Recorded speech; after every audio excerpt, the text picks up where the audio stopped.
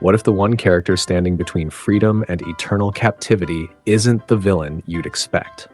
Episode 7 of the amazing digital Circus just dropped a bombshell that changes everything we thought we knew about escaping this twisted virtual prison.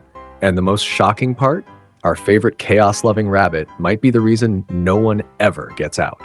But not for the reasons you think. Let's break down why Jax has become the most dangerous piece on Kane's chessboard. Remember back in the pilot when Pomni was desperately searching for an exit? Everyone looked at her like she'd lost her mind. The consensus was clear. There is no escape. Stop trying. Accept your fate. Fast forward to episode 7, and everything is flipped on its head. For the first time since that opening episode, we're watching the entire cast, well, like almost everyone, actively pursuing a legitimate escape route.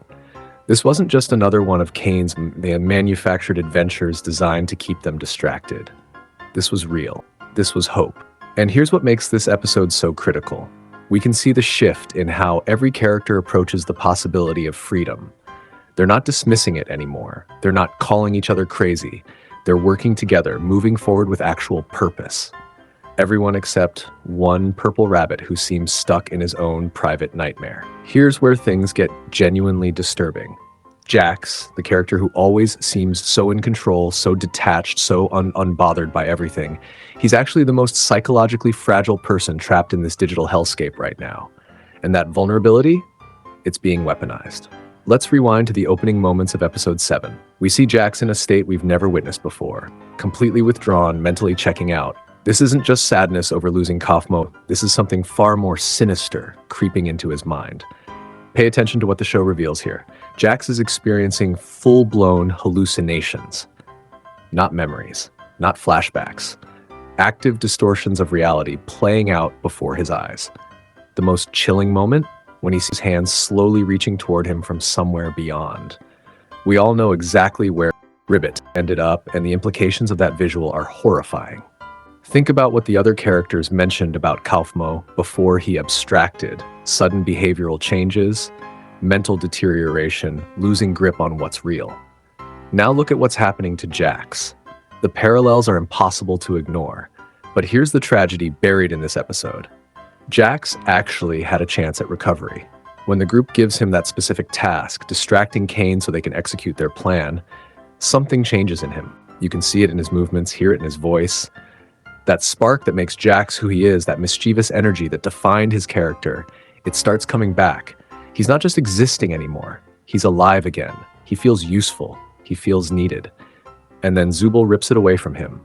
And after Jax successfully completes his mission and returns, expecting some kind of acknowledgement, Zubul instead treats him like he's created an inconvenience. No gratitude, no recognition, just dismissal. And you can watch in real time as that light in Jax's eyes dies all over again. This is the crucial turning point everyone seems to be missing. Jax doesn't need grand gesture or constant praise. He just needs to feel like he matters to someone, like he has a purpose beyond being the group punching bag. When that's stripped away, when he's reduced to feeling worthless again, we see him completely hollow out. Notice how his behavior changes immediately after. Earlier in the series, Jax would race ahead into every adventure, hungry for whatever chaos waited around the corner.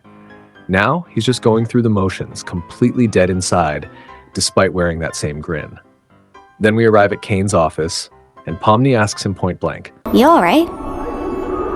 "I'm great." Might be the most devastating lie in the entire series so far. When we reach the room with the 2 buttons, Jax is operating at his absolute lowest mental state. And this is exactly when he makes the choice that could doom everyone. He presses the red button.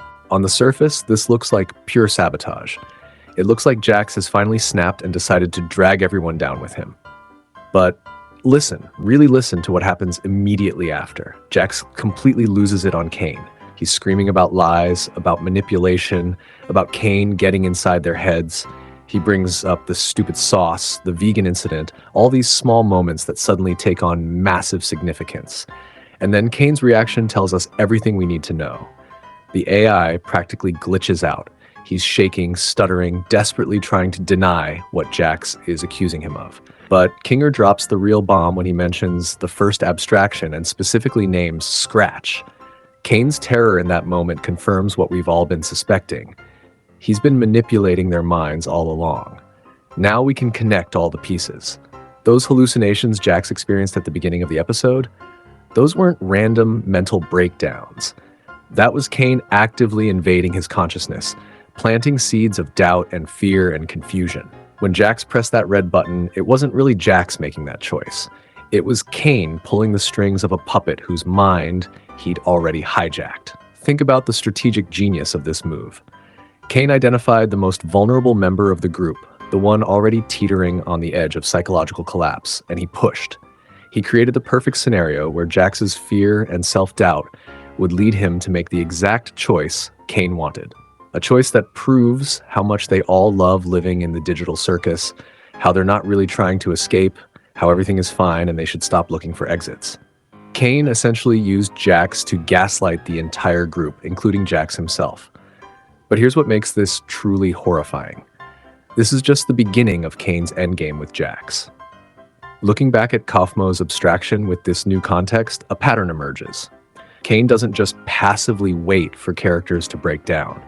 He actively identifies psychological weaknesses and exploits them, accelerating the process. The moment he senses vulnerability, he applies pressure. More challenges, more emotional manipulation, more isolation from the group. That's exactly what's been happening to Jax across recent episodes.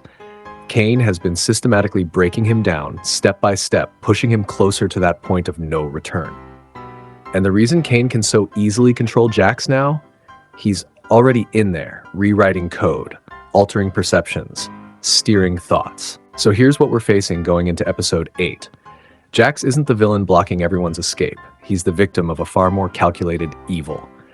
But the result might be the same. His compromised mental state could become the exact obstacle that keeps everyone trapped forever.